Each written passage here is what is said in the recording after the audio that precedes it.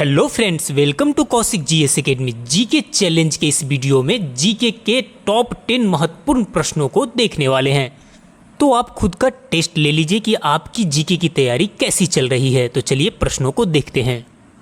पहला प्रश्न है, आकार की दृष्टि से शनि का स्थान हमारे सौर मंडल में कौन सा है? ऑप्शन है पहला, दूसरा, तीसरा, चौथा। आपको आंसर बताने से पहले अकॉर्डिंग टू डिस्टेंस ग्रहों की स्थिति को हम देखते हैं। सूर्य के सबसे जो पास का ग्रह है वो है बुध, सेकेंड नंबर पे आता है शुक्र, तीसरे नंबर पे पृथ्वी जो हमारी पृथ्वी है, चौथे पे मंगल, पाँचवें पे बृहस्पति, छठे पे शनि, सातवें पे अरुण और आठवें पे आता है वरुण। अकॉर्डिंग टू डिस्टेंस सबसे लास्ट में कौन सा ग्रह हो गया? आपका वरुण हो गया। और सबसे पास का कौन सा ग्रह हो गया? तो आपका बुध हो गया। अब यहाँ पर प्रश्न है कि आकार की दृष्टि से, ये तो डिस्टेंस के हिसाब से था, अब है आकार की दृष्टि से शनि का स्थान हमारे सौरमंडल में कौन सा है? तो आकार की दृष्टि से सबसे बड़ा ग्रह कौन सा है? बृहस्पति है। सबसे बड़ा ग्रह कौन सा है आपका? एक नंबर पे बृहस्पति है। और दो नंबर पे आपका कौन सा है? दो नंबर पे शनि है। तो ऑप्शन नंबर 2 राइट हो जाएगा आपका। आकार की दृष्टि से शनि का स्थान हमारे सौरमंडल में दूसरा है। आपको बता दें कि सौरमंडल में आकार की दृष्टि से ग्रहों का सही अवरोही क्रम इस प्रकार है। आप आकार की दृष्टि से अकॉर्डिंग टू डिस्टेंस हमने पहले ही बता दिया। आकार की दृष्टि से देख लीजिए, सबसे बड़ा है बृहस्पति एक नंबर पे, दो नंबर पे आपका शनि, तीन नंबर पे अरुण, चार नंबर पे वरुण, पाँच नंबर पे पृथ्वी। आकार के दृष्टि से पृथ्वी का कौन सा स्थान है? पाँचवा है, ध्यान में रखिएगा। छः पे शुक्र, सात पे मंगल और आठ पे बुध। यानी सबसे छोटा ग्रह कौन सा है? सौरमंडल का सबसे छोटा ग्रह बुध है। और सूर्य के सबसे पास का ग्रह भी कौन सा है? बुध है। तो इस एक प्रश्न के व्याख्या से आपके कई प्रश्न बनते हैं, तो इसे आप ध्यान में रखिएगा। नेक्स्ट क्वेश्चन देखते हैं। अगला प्रश्न है, how many bits in A bite? How many bits in A bite? Option A है 4, बी है 8, सी है 16 और डी है 32। सबसे पहले हम कुछ महत्वपूर्ण पॉइंट्स देख लेते हैं। आप अपने स्क्रीन पर देख रहे हैं कि एक बाइट बराबर कितना होता है? 8 बिट्स होता है। यहाँ देख लीजिए, एक बाइट बराबर 8 बिट्स। एक किलो बाइट बराबर 1024 बाइट्स। एक मेगाबाइट बराबर 1024 किलोबाइट। एक गीगाबाइट बराबर 1024 मेगाबाइट। और एक टेराबाइट बराबर 1024 गीगाबाइट। तो आप इस महत्वपूर्ण पॉइंट्स को ध्यान में रखिएगा। और आपका जो आंसर है, एक बाइट बराबर कितना बिट्स होता है? 8 बिट्स होता है। तो ऑप्शन नंबर बी आपका क्या हो जाएगा? राइट हो जाएगा, 8 बिट्स। नेक्स्ट अगला क्वेश्चन है कि हरित क्रांति का जनक किसे कहा जाता है? ऑप्शन है पहला G Paul, B Norman Borlaug, Van Niel और डॉक्टर मिशेल। आप सभी को पता होना चाहिए कि हरित क्रांति का जनक नॉर्मन बोरलॉग को कहा जाता है। ऑप्शन नंबर बी क्या हो जाएगा? राइट हो जाएगा, नॉर्मन बोरलॉग। ये पूरे वर्ल्ड की बातें कर रहे हैं। इंडिया की बातें करें तो एम एस स्वामीनाथन। आप दोनों का इमेज देख रहे हैं, ये हैं प्रोफेसर नॉर्मन बोरलॉग, जिसे वर्ल्ड में हरित क्रांति का जनक कहा जाता है। और ये है एम एस स्वामीनाथन, जिन्हें भारत में हरित क्रांति का जनक कहा जाता है। आपको बता दें कि नॉर्मन बोरलॉग हरित क्रांति के प्रवर्तक माने जाते हैं, लेकिन भारत में हरित क्रांति लाने का श्रेय सी सुब्रमण्यम को जाता है। एम एस स्वामीनाथन एक जाने माने वनस्पति विज्ञानी थे, जिन्होंने हरित क्रांति लाने के लिए सी सुब्रमण्यम के साथ काम किया था। चलिए नेक्स्ट क्वेश्चन देखते हैं। अगला प्रश्न है कि पोलियो के टीके की खोज किसने की? तो पोलियो का जो टीका है उसका खोज किसने किया था? तो John Salk. Second option right हो जाएगा, जॉन साल्क ने पोलियो के टीके की खोज की थी। अब यहाँ पर देख लीजिए कुछ महत्वपूर्ण टीका जिसका खोजकर्ता हम आपको बताने वाले हैं। एग्जाम में बार बार प्रश्न पूछे जाते हैं, जैसे चेचक। चेचक के टीका का खोज किसने किया था? एडवर्ड जेनर ने। रेबीज के टीका का खोज किसने किया था? लुई पास्चर ने। Influenza, Thomas Francis junior. खसरा का टीका मॉरिस हिलमैन। कंठमाला मॉरिस हिलमैन। छोटा चेचक Maurice Hilleman. Meningitis Maurice Hilleman. इन सभी का मॉरिस हिलमैन ने ही किया था। Hepatitis A hepatitis B Maurice Hilleman, pneumonia का Maurice Hilleman, rotavirus Paul Offit, rubella का स्टेनली प्लॉटकिन और पोलियो का जोनास सॉल्क। कौन? Jonas Salk. सभी वीवीआई पॉइंट है, इसे ध्यान में रखिएगा। अगला क्वेश्चन कि भाषाई के आधार पर गठित पहला राज्य कौन सा है? भाषा के आधार पर गठित होने वाला पहला राज्य है कौन? Andhra Pradesh. Option number 2 right हो जाएगा, आंध्र प्रदेश। आप देख लीजिए इंडिया के मैप में आंध्र प्रदेश यहाँ पे है। ये भाषाई के आधार पर गठित पहला राज्य था। कौन सा? पहला राज्य था।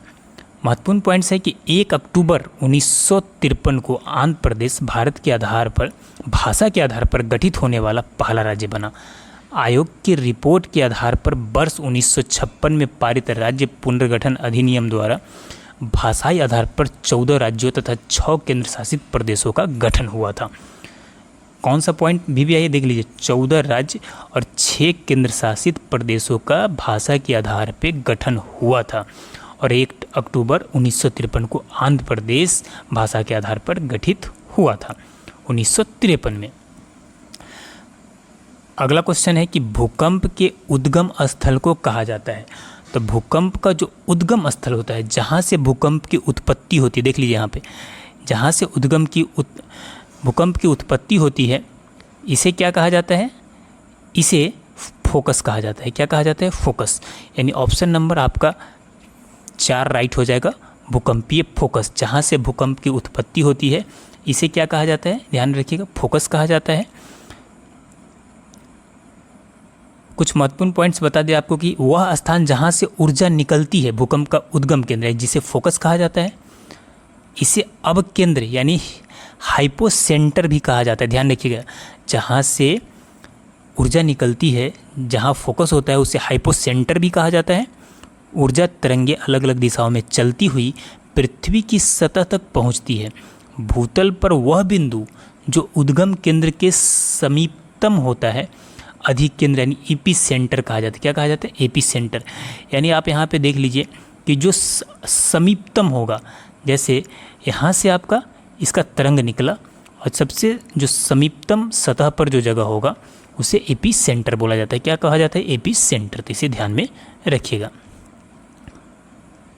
अगला क्वेश्चन है कि निम्नलिखित में से किस संगठन का मुख्यालय जिनेवा में नहीं है? काफ़ी अंतर्राष्ट्रीय संगठन का मुख्यालय जिनेवा में है, आप सभी को पता होना चाहिए, लेकिन इस 4 ऑप्शन में एक जो है खाद्य और कृषि संगठन का मुख्यालय जिनेवा में नहीं है। कहाँ पे नहीं है? जिनेवा में नहीं है। तो ऑप्शन नंबर ए राइट हो जाएगा। कुछ महत्वपूर्ण संगठन है जिसका मुख्यालय जिनेवा में है। काफ़ी संगठन का, अंतर्राष्ट्रीय संगठन का मुख्यालय जिनेवा में है, इसलिए आपको यह ध्यान में रखना जरूरी है। बाकी खुद ध्यान में आ जाएगा। जैसे रेड क्रॉस की अंतर्राष्ट्रीय समिति का मुख्यालय कहाँ है? जिनेवा में है। विश्व मौसम विज्ञान संगठन WMO का मुख्यालय जिनेवा में है। अंतर्राष्ट्रीय श्रम संगठन का मुख्यालय जिनेवा में है। अंतर्राष्ट्रीय मानकीकरण संगठन का मुख्यालय जिनेवा में है। विश्व स्वास्थ्य संगठन WHO का मुख्यालय कहाँ है? जिनेवा में है। विश्व आर्थिक मंच, विश्व बौद्धिक संपदा संगठन WIPO, विश्व व्यापार संगठन WTO, संयुक्त राष्ट्र व्यापार और विकास सम्मेलन UNCTAD, अंतर्राष्ट्रीय प्रवासन संस्था, यानी इन सभी संस्था का मुख्यालय कहाँ है? जिनेवा स्विट्जरलैंड में स्थित है। ध्यान में रखिएगा। नेक्स्ट अगला क्वेश्चन है कि मृग मरीचिका बनाने वाली प्रघटना को क्या कहते हैं? क्यों होता है यह प्रघटना? आप देख सकते हैं कि यहाँ पे आप दिख रहा है कि ये एक रोड है और कड़क धूप वाली रोड है। यहाँ पे आपको दूर ऐसा लग रहा है कि पानी जमा हुआ है, लेकिन सच में यहाँ पे कोई पानी नहीं जमा हुआ है। इसे ही बोलते हैं मृग तृष्णा। क्या बोलते हैं? मृग तृष्णा। यानी ऑप्शन नंबर ए राइट हो जाएगा। पूर्ण आंतरिक परावर्तन के कारण ऐसी परिघटना दिखाई देती है। किसके कारण? पूर्ण आंतरिक परावर्तन के कारण। यहाँ पर देख लीजिए कि मरीचिका विभिन्न घनत्वों की वायु की परतों पर प्रकाश के पूर्ण आंतरिक परावर्तन के कारण होती है। एक रेगिस्तान में दिन के समय रेत बहुत गर्म होती है। इसके संपर्क में हवा की परत गर्म हो जाती है और हल्की हो जाती है। हल्की हवा ऊपर उठती है और ऊपर से सघन हवा नीचे आती है। तो यह महत्वपूर्ण पॉइंट्स था। अगला प्रश्न, किस लौह अयस्क में 72% लोहा होता है? ऑप्शन ए है मैग्नेटाइट, बी लिमोनाइट, सी हेमाटाइट और डी सीडेराइट। तो आपको बता दें कि आपका ऑप्शन नंबर ए राइट हो जाएगा। मैग्नेटाइट में 72% लोहा होता है। आपको जानना जरूरी है कि किस अयस्क में कितना परसेंट लोहा होता है। तो आप देख लीजिए यहाँ पे, हेमेटाइट में 70% लोहा, मैग्नेटाइट में 72% लगभग, लिमोनाइट में 59.8% लोहा होता है, सीडेराइट में 48.2% लोहा होता है। तो देख लीजिए सबसे कम किस में हो गया? सीडेराइट में। ये पूछा जा सकता है आप में, सबसे ज़्यादा मैग्नेटाइट में। नेक्स्ट अगला क्वेश्चन है कि नोबेल पुरस्कार की स्थापना किस देश में की थी? नोबेल पुरस्कार की स्थापना किस देश ने की थी? ऑप्शन है यूएसए, यूके, रूस और स्वीडन। तो आप सभी को पता होना चाहिए, ऑप्शन नंबर डी राइट हो जाएगा। नोबेल पुरस्कार की स्थापना स्वीडन ने की थी। किसने की थी? स्वीडन ने की थी। देख लीजिए कि स्वीडिश रसायनज्ञ और उद्योगपति अल्फ्रेड नोबेल की 1895 के वसीयत के अनुसार उन लोगों को दिए जाते हैं जिन्होंने पिछले वर्ष के दौरान मानव जाति को सबसे बड़ा लाभ प्रदान किया है। भौतिकी, रसायन विज्ञान, शरीर क्रिया विज्ञान, चिकित्सा, साहित्य और शांति में योगदान जिन्होंने मानव जाति को सबसे बड़ा लाभ प्रदान किया है, उन्हें यह पुरस्कार दिया जाता है। तो चलिए नेक्स्ट क्वेश्चन देखते हैं।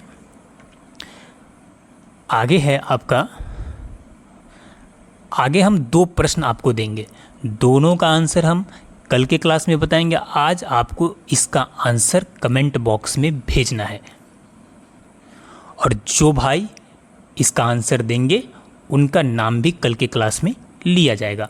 तो पहला क्वेश्चन है कि प्रधानमंत्री क्या होते हैं?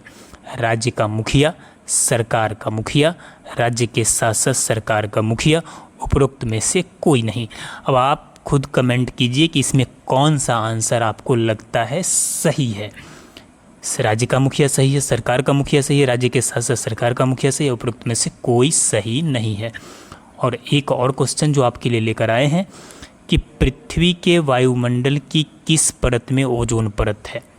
पृथ्वी के वायुमंडल के किस परत में ओजोन परत पाया जाता है? पहला क्षोभ मंडल, मेसोस्फीयर, आयन मंडल और समताप मंडल। आपको बताना इन चारों में से कौन सा ऑप्शन सही है। आप डिटेल में भी लिख कर कमेंट में आंसर भेज सकते हैं। तो चलिए मिलते हैं नेक्स्ट क्लास में, तब तक के लिए जय हिंद।